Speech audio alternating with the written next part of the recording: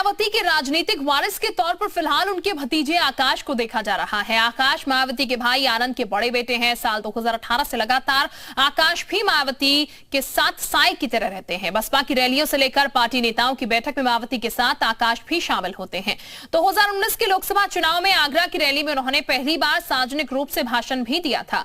बुधवार को ही बैठक में आकाश के कंधे पर हाथ रखकर मायावती ने एक बार फिर से बड़ा संदेश दिया।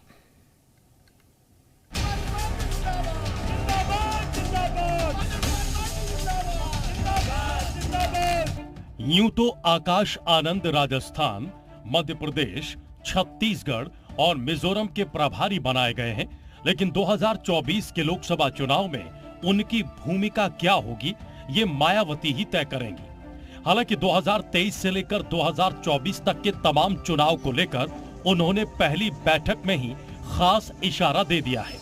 2024 की चुनावी रणनीति वाली अहम मीटिंग में उन्होंने बता दिया कि बसपा की सियासी जमीन का नया आकाश कौन होगा। 2024 के लोकसभा चुनाव से पहले भतीजे आकाश आनंद के कंधे पर हाथ रखकर पार्टी नेताओं से रूबरू करवाया गया, तो इसके मायने बहुत गहरे हैं। मायावती सियासत में अपने तेवरों के लिए जानी जाती है। कहते हैं कि वो समझौतों पर नहीं बल्कि अपनी शर्तों पर राजनीति करती हैं। हालांकि ये बहस का मुद्दा हो सकता है कि वो वक्त की नजाकत और अपनी सुविधा के हिसाब से सियासी फैसलों को मनचाहा मोड़ देती रहती हैं। फिर भी सार्वजनिक मंच पर इस बार मायावती ने न केवल बड़ा इशारा दिया है बल्कि एक तस्वीर के जरिए बहुत कुछ कह दिया है।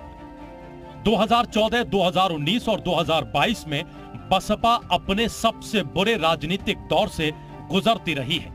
ऐसे में पार्टी को ऐसे नेता की जरूरत महसूस होने लगी जो कार्यकर्ताओं के बीच जा सके, अपने परंपरागत वोट बैंक से जुड़ सके और युवा वोट बैंक को जोड़ सके।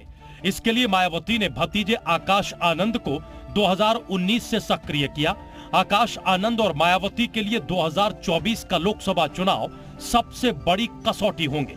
ये चुनाव राष्ट्रीय फलक पर आकाश आनंद को विस्तार का मौका देंगे। मायावती ने उन्हें चुनावी राज्य राजस्थान, मध्य प्रदेश, छत्तीसगढ़ और मिजोरम का प्रभारी बनाया है। राजनीतिक दमखम वाले इस मौके को वो कितना भुना पाते हैं ये तो नतीजे ही बताएंगे, लेकिन ये भी सच है कि बसपा को कोई ऐसा चेहरा चाहिए था जो मायावती का विकल्प भले ही न हो, लेकिन उनका सरपरस्त होकर पार्टी और वोटर्स के बीच की खाई को कम कर सके। आकाश आनंद के कंधे पर हाथ रखकर मायावती ने यह संदेश दिया है कि उन्हें अपना नया विश्वास पात्र और बीएसपी को युवा नेतृत्व मिल गया है। ब्यूरो रिपोर्ट, जी मीडिया। तो आकाश आनंद की चुनौतियां क्या हैं, अब वो भी आप जानिए।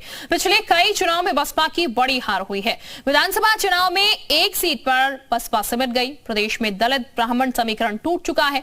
ब्राह्मण वोटर बीजेपी के पाले में दिखाई दे रहे हैं।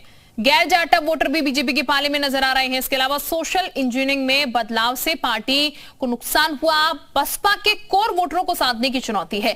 युवाओं को बसपा से जोड़ना होगा। भीम आर्मी के चंद्रशेखर बड़ी चुनौती। यूपी से निकलकर अन्य राज्यों में प्रसार हो रहा है। तो ये बड़ी चुनौतियां हैं जो कि आकाश आनंद के सामने इस वक्त बनी हुई हैं।